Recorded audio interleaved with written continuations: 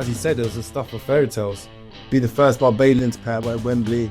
I remember being Fitz running around the pitch, around the lane, like celebrating, couldn't believe it. He told me now you got to go and defend, head the ball, tackle, slide tackle, and all that. And I was like, I don't think that's me.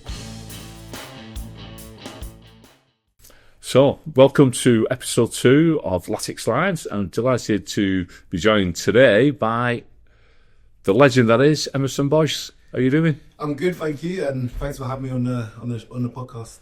Yeah, no worries. So you've got a fabulous connection with Wigan Athletic, not only as player, but as ambassador for the Community Trust, working with the Community Trust, and now back as the manager of the Wigan Athletic Women. But I want to take you right back to the early days at Aylesbury. What is it, Aylesbury? Aylesbury. Aylesbury United. Yeah. Now, I've been talking to your former coach there, Steve Greenoff, and he tells me that somebody brought you along to the training session. They didn't actually pick you up, and he was absolutely gobsmacked when they saw you playing. And you played as a striker. Yeah, I did. How I got into football, I think I was 10 years old, and my friend at the time was playing for Aylesbury United, and every Sunday I used to go to church with my parents, and I shouldn't be saying it, but I didn't want to go to church, and that was the reason why I started playing football. Football's on a Sunday. My mother, not too pleased, but let me go to football, and now that's what it all started. Had the first training session. I loved the goalkeeper. Nicky Hearn, I remember him. And that's how Steve Greenhalgh was manager at the time, picked me up and said, what position do I play? I said, I play striker, as I think everybody tends to say, play striker. And the rest is history. I had a fantastic couple of years there, and I owe Steve Greenhalgh so much to help me in my early part of my career. If it wasn't for him, I wouldn't have made it. Yeah, Steve again says your first season there, you scored 73 goals and 14 hat-tricks, and then he decided to put you in defence. Yeah. What was all that about? Well, I said the same story to the players when I coach them, when I'm trying to change their position. I was a striker. I was taller than most. I was very quick, and I scored a lot of goals. So you can imagine when he turned around to me and said, "He thinks I'm better in defence." And at that time, I never used to head the ball. My kid used to do the cleanest. I never used to go on the floor. And he told me, now you got to go and defend, head the ball, tackle, slide tackle, and all that. And I was like, I don't think that's me. But I keep saying to the younger generation and the players that sometimes you just got to take a trust into the coach. May always see what he sees or she sees, but they got the best interest at heart, and it was a fantastic decision by him. Took me months to get over it in terms of I wanted to play up front, I wanted to score goals, but he recognised I had the ability to play as a defender, and I wouldn't have the career if he didn't have that decision. Yeah, and you got your move to Luton as well. That didn't it? You got signed up by the academy there at Luton Town. You played alongside Matthew Upson, Gary Doherty, reached the FA Cup semi-final in the Youth Cup. Yeah, we had a really good youth team. I went on, obviously made it in the Premier League. Gary Doherty went on to make it at Spurs and the Premier League. Matt Taylor, obviously at West Ham, Portsmouth. The list goes on. We had Matthew Upson, as you mentioned before, and a few other players. So we had a really good youth team. John Moore was my youth coach at the time, and a very strict Scottish upbringing, and he tried to instill that into me. I was from Caribbean, laid back, and the two Donegas didn't really go. He gave me some really good life lessons in terms of how to hold myself, be prepared, how people look at you when you're walking, and so on and so on. And I think my apprenticeship was probably the best time of my football career in terms of enjoyment. No pressure, had a good youth system. Luton was really, really good. As you mentioned, got to the semi-finals, and you just played without freedom. You just played with freedom. So, I enjoyed it. I learned so much, and obviously it helped me later in my career as well. Yeah, you made your first team debut against Walsall in the at 19 in the EFL Trophy, lost that game. And then you made your league debut a couple of months later against Lincoln City. What was it like making that step up? You must have been very proud. Yeah, definitely. Was lucky lucky in terms of playing wise. The club was going through a lot of difficulties, and most of our youth team got put into the first team. So we got into the first team at a quite young age as a collective group. Lady Lawrence was our manager at the time, and all our bigger players were going. We was into administration and so on and so on. And, Lady Lawrence took faith in the youth players. And I made my debut. I remember, I'm sure his name was Jason Blissett. He was quick. I played right back and he just tore me to pieces. I hold my hand up, and it was a great learning curve. I'm sure it was Sean Dice, the player that obviously just finished at Everton. He was making his debut as well, and he played centre back. I played right back, and I learned so much from him. But I also learned so much on the pitch where nothing always goes to plan. But as a lesson I took for a whole my career, and you just make sure you focus on your job and do the best that you can, and learn how to play against people who could be quicker than you.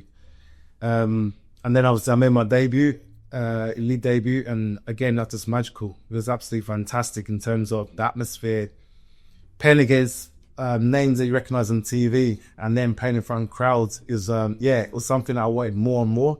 And luckily enough, I was able to grab the opportunity with both hands and had a good career. Yeah, I remember watching us down at your place, down at Kenilworth Road, and we was a goal behind, and Matt Jackson got sent off. Do you remember the game?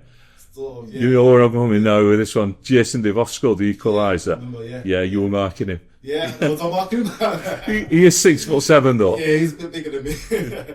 But no, it was good. I remember the return game here more than I remember that game. So it's obviously Wigan were going in a direction at the time, was one of the strongest teams in our league, and obviously showed them snowballing all the way up. So it was a great experience for me. Obviously, look at it now, looking back at when I played here more than years ago, not knowing how such a long stint here. But it was an amazing part of my career. But before you ended up here, you got the move to the Premier League anyway, didn't you? You got the move to Palace on a free transfer, or a Bosman, as they used to be referred to back then. Ian Dowie, was it who took you there? Yeah, Ian Dowie took me to Palace. It was a strange one. I left Luton, I think I got Player of the Year that year, and left with a few trophies. And it was time for me to move on. I was there for 8-9 years, and the Bosman ruling more or less just come in. So I took the opportunity of that, and I went to Palace. I went from League One to the Premier League, and it was I was there on trial without knowing I was on trial. So it was a bit of a shock when I realised I was on trial. But then one of the players got injured just before the season started, about a week or 2 weeks before. And then I signed my contract at Palace, and then I got put straight into the first team against Norwich away.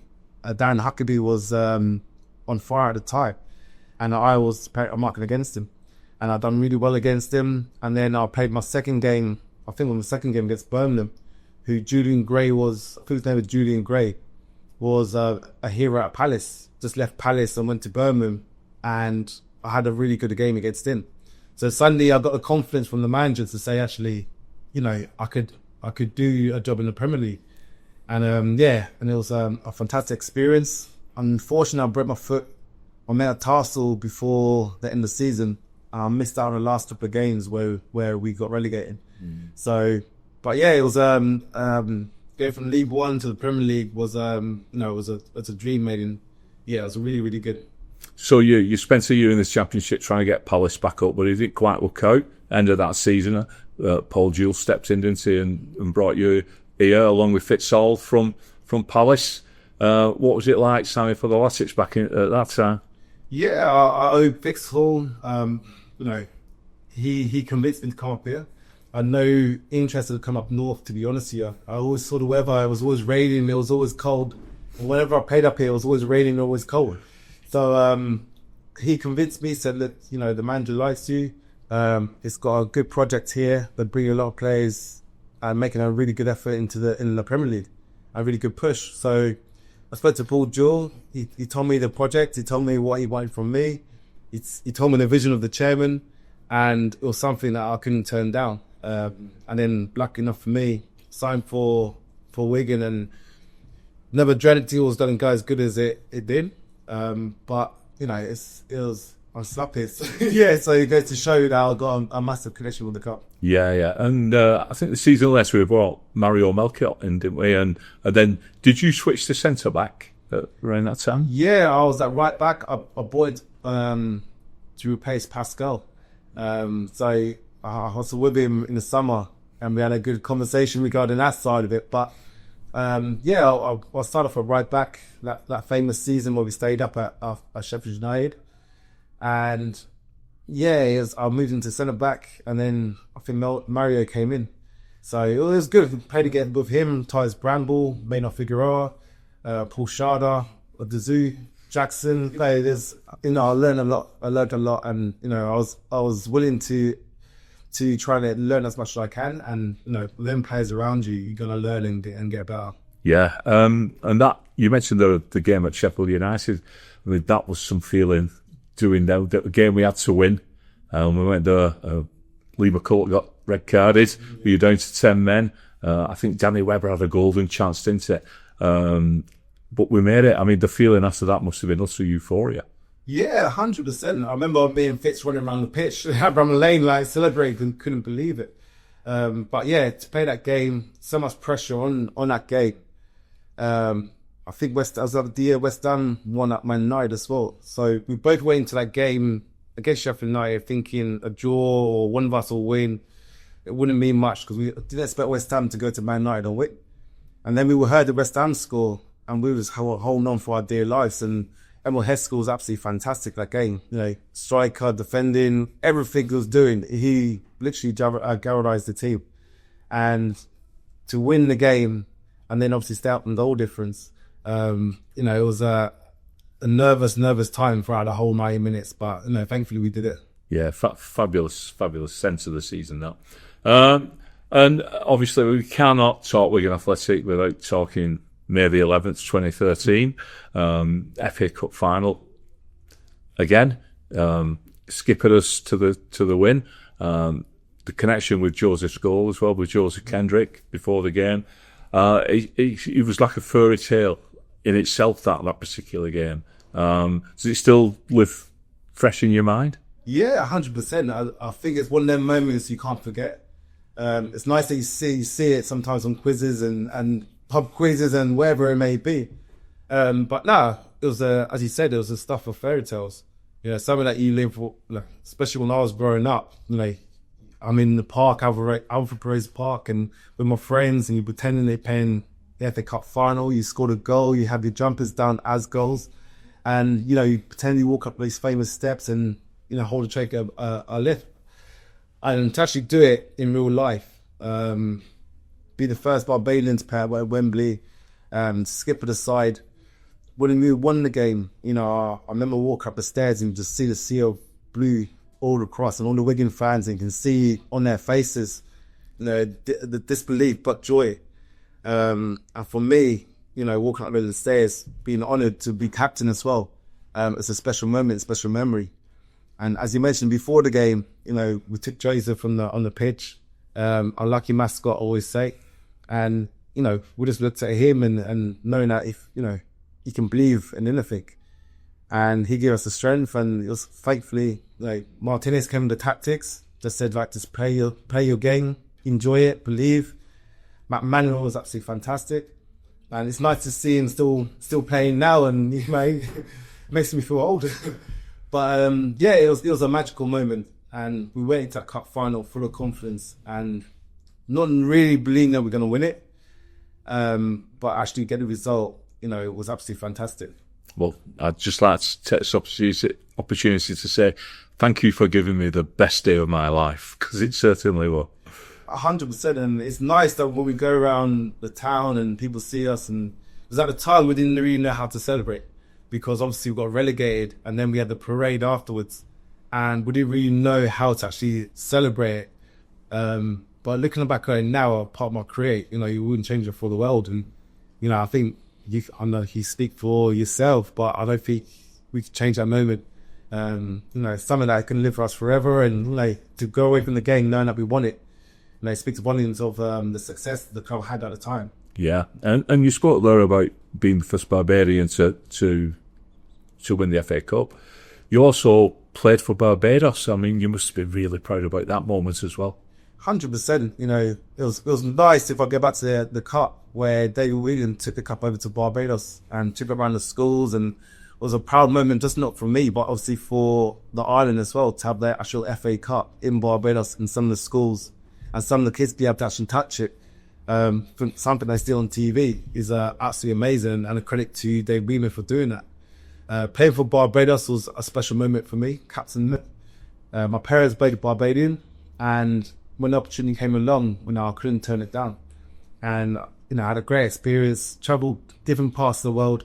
And, you can't complain playing in Barbados in that sun. And, look at the weather now, brings up memories of the nice weather there. So it was good. It was fantastic games there. The people embraced me with both hands, and it was really, really good. You played in the World Cup as well, didn't you, in the qualifiers? Yeah, got a win. Yeah, we played the World Cup qualifiers. We just missed out. We got beat by USA at home. I hit a crossbar that game as well, so it was good memories, apart from the result. But it's, again, great experience to go to play against them sort of countries, the small islands, Barbados, and to be able to almost cause an upset was fantastic. And didn't you get an award as well from the government in Barbados? Yeah, I did. I think I got Sportsman of the Year. Yeah. So it was nice. The government and the country recognised me, and gave me the honour of actually give me that award. So yeah, and I also got one of the 50 Jubilee Awards medals from Barbados. So again, a special honour, and something that can live for me and show my kids and generations yet to come. So yeah, for me, it's been a proud moment. Yeah, and have you got some foundations over in Barbados, footballing foundations and that? Yeah, before I took over the technical director of the Barbados FA, I set my own foundation, and it's very much about developing football, using football as the body to educate and certain areas going and help them. It was good. It was we set up a lot of little hubs in Barbados. Help underprivileged kids, and before it really got established, I took the job of technical director. So what I was doing with my foundation came under the FA. So it's still going now, and I'm glad to see a lot of the projects that we'd mentioned or put into place is still going now. So it's for me personally, may not have my name on top of it, but it's good to actually see certain benefits that are coming out of it, and also from our idea to helping the next generation develop.